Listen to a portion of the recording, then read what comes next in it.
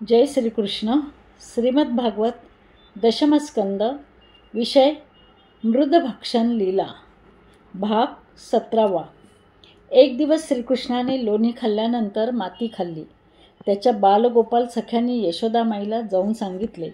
यशोदामाई घाबरलेल्या अवस्थेत श्रीकृष्णाचा हात पकडून त्याला रागवू लागली. श्रीकृष्णाने उत्तर दिले, नाहम भक्षितवान अंब.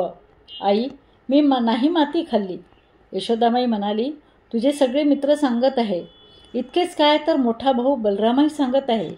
तेव्हा श्रीकृष्ण म्हणाले, सर्व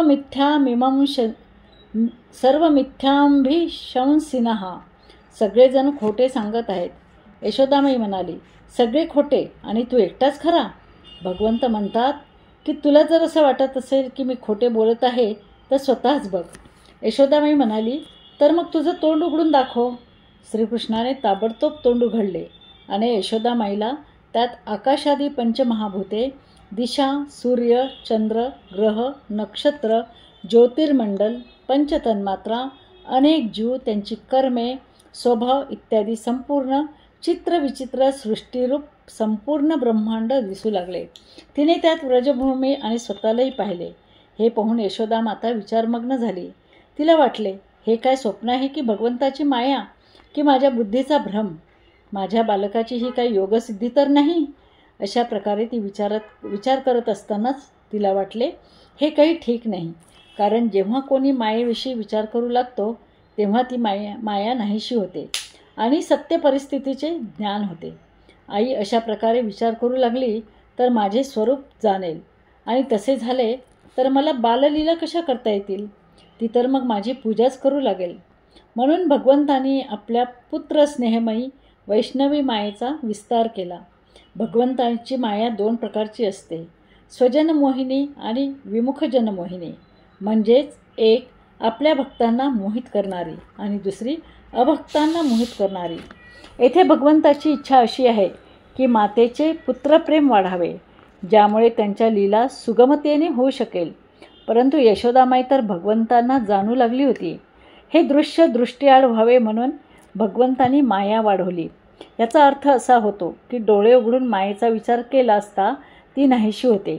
येथे भगवंतांनी स्वजनमोहिनी माया वाढवली आणि यशोदामाईला सगळा विसर पडला. तिने बालकाला उचलून कडेवर घेतले आणि त्याचे लाड करू लागले. आता श्रीकृष्णाने माती का खाल्ली? माझ्यात शुद्ध सत्वगुणच राहतो आणि पुढेच मला बरेच रजोगुणी कर्म करायचे आहे. यासाठी थोडासा रज म्हणजे मातीचा संग्रह हवा. संस्कृत भाषेत पृथ्वीचे एक नाव क्षमापण आहे. माझ्या मित्रमंडळीसोबत खेळ खेळत असता कधी कधी ते माझा अपमानही करतील. त्यांच्याबरोबर क्षमांश धारण करूनच क्रीडा केली पाहिजे, ज्यामुळे कोणते विघ्न येणार नाही, असे भगवंत विचार करतात. तिसरं म्हणजे संस्कृत भाषेमध्ये पृथ्वीला रसापण म्हणतात. श्रीकृष्णाने विचार केला की सर्व प्रकारचे रस तर चाखले आहेत, आता रसाचा आस्वाद घेऊया. भगवान श्रीकृष्णाच्या उदरात राहणारे कोटी कोटी ब्रह्मांडातले जीव गोपीच्या चरणाची धूळ प्राप्त करण्यासाठी व्याकुळ होते. त्यांची इच्छा पूर्ण करण्यासाठी भगवंतांनी माती खाल्ली. भगवान स्वतःच आपल्या भक्ताची चरणरज मुखाद्वारे आपल्या हृदयात धारण करतात. छोटे बालक स्वभावताच माती खात असतात. आता आध्यात्मिक चिंतन.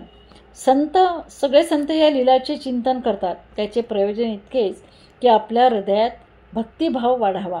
भगवंतांनी आपले छोटे छोटे डोळे उघडले तर का उघडले, डोळे बंद केले तर का बंद केले, माती खाल्ली तर का खाल्ली आणि एखाद्या वेळी नाही खाल्ली तर का नाही खाल्ली, यावर जो विचार केला गेला तो सर्व भगवंताच्या लीलाचे रसस्वादन करण्यासाठी गेलेला आहे. गोपाल कृष्ण भगवान की जय.